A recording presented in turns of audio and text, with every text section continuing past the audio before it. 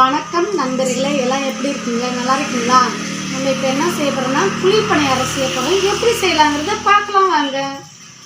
இப்போ குழி பணியாரம் செய்ய தேவையான பொருட்கள் பார்க்கலாம். செய்ய தேவையான பொருட்கள் வந்து சின்ன வெங்காயம் பொடி பொடியாக நறுத்து வச்சுருக்கேன், பச்சை மிளகாய் கட் பண்ணி வச்சுருக்கிறேன், கருவேப்பிலை, முட்டை 5, மாவு வந்து இட்லி மாவு அரைச்சி வச்சுருந்தோம்ல அந்த இதுலேட்டு மாவு இது. இப்போ இது எல்லாத்தையும் சேர்த்து செய்ய போகிறோம். வாங்க செய்யலாம். இப்போ ஒரு 5 முட்டை உடச்சி ஊற்றி வச்சுருக்கோம், அதை சேர்த்துக்கலாம்.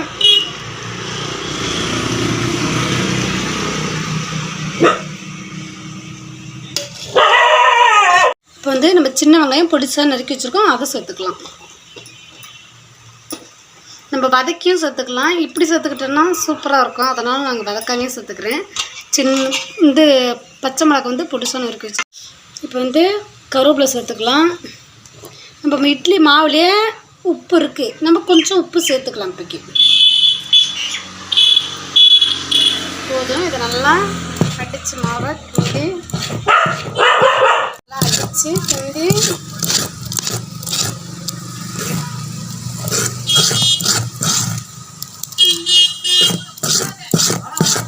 இப்போ மாவு ரெடி ஆயிடுச்சு.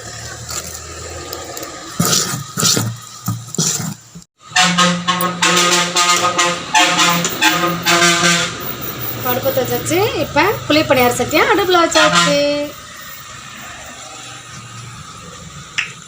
நல்லா சூடு ஏறட்டும். பாருங்க, சூடு ஏறிடுச்சு. இப்போ நம்ம எண்ணெய் ஊற்றிக்கலாம். எல்லா குழியிலையும் எண்ணெய் ஊற்றிக்கணும்.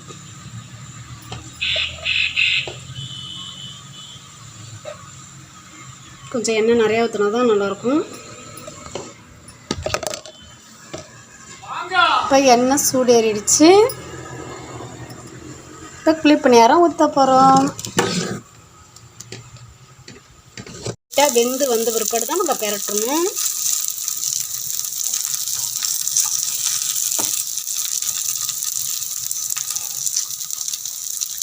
பாருங்க, சூப்பராக வந்துருக்கு. இதுமாரி எல்லாத்தையும் பரட்டிடுவோம்.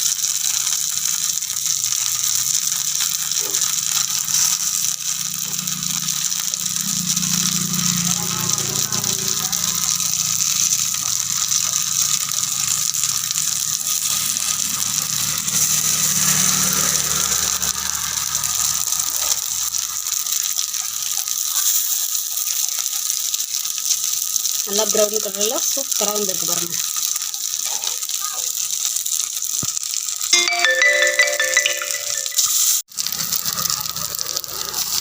எல்லாத்தையும் திருப்பி விட்டாச்சு. கொஞ்சம் நேரம் வேக விட்டு அப்புறம் எடுத்துக்கலாம்.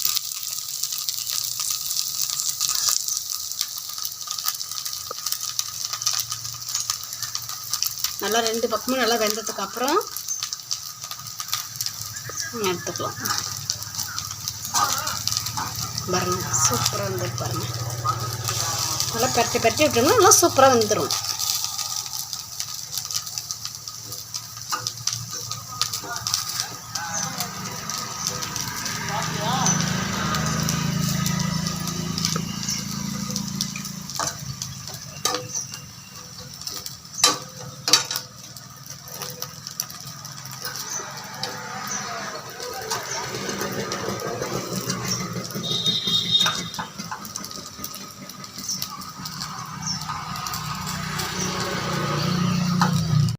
பாருங்க, சூப்பராக வாசனை வருதுங்க. நல்லா பாருங்க, வெந்துருச்சு. இப்போ நம்ம எடுத்துக்கலாம். பாருங்க, சூப்பராக வந்துருச்சுங்க. இப்போ நம்ம எடுத்துக்கலாம்.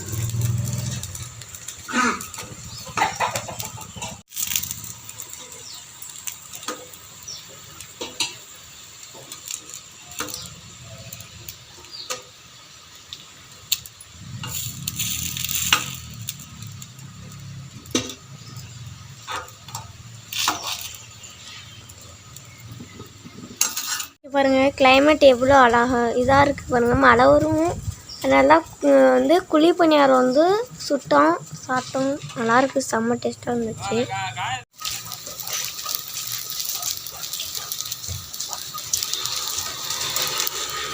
இந்த குழி பணியாரத்துக்கு தேங்காய் சட்னியும் வச்சு சாப்பிட்டாலும் சூப்பராக இருக்குங்க. அதுமாரி தக்காளி சட்னி அரைச்சாலும் அதுக்கும் சூப்பராக இருக்குங்க. தொட்டுட்டு சாப்பிட்றதுக்கு செம்ம டேஸ்ட்டாக இருக்கும் அதுக்கு. வச்சு இப்போ பாருங்கள் ஒட்டில் கல்லெல்லாம் எதுவுமே ஒட்டல. அதேமாரி இப்போ திரும்ப எண்ணெய் ஊற்றி ஊற்றிக்கலாம்.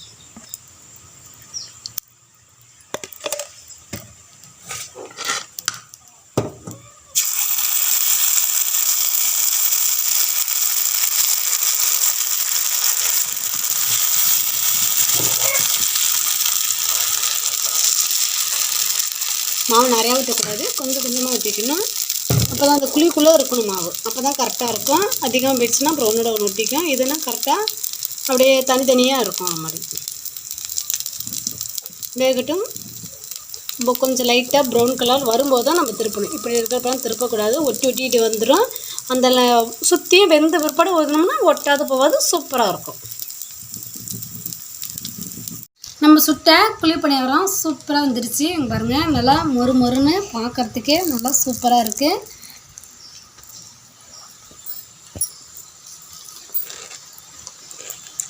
நல்லா மொறு மொறுன்னு இருக்குது. பச்சை மிளகாய், வெங்காயம் நல்லா அப்படியே சாப்பிட்றதுக்கு கடிச்சு சாப்பிட்றதுக்கு சூப்பராக இருக்குங்க. இப்படி நீங்களும் செஞ்சு பார்த்துட்டு எப்படி இருக்குன்னு கமெண்ட்லாம் சொல்லுங்கள்.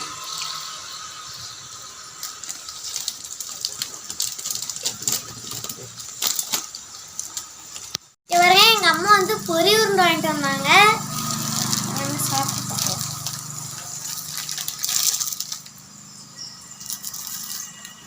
சூப்பர். இந்த வீடியோ பிடிச்சிருந்தா லைக் பண்ணுங்கள், ஷேர் பண்ணுங்கள், கமெண்ட் பண்ணுங்கள். மை வில்லேஜ் லைஃப் தமிழுக்கு சப்ஸ்கிரைப் பண்ணுங்கள். பக்கத்தில் உள்ள பெல் பட்டனை கிளிக் பண்ணுங்கள். சந்திப்போம்.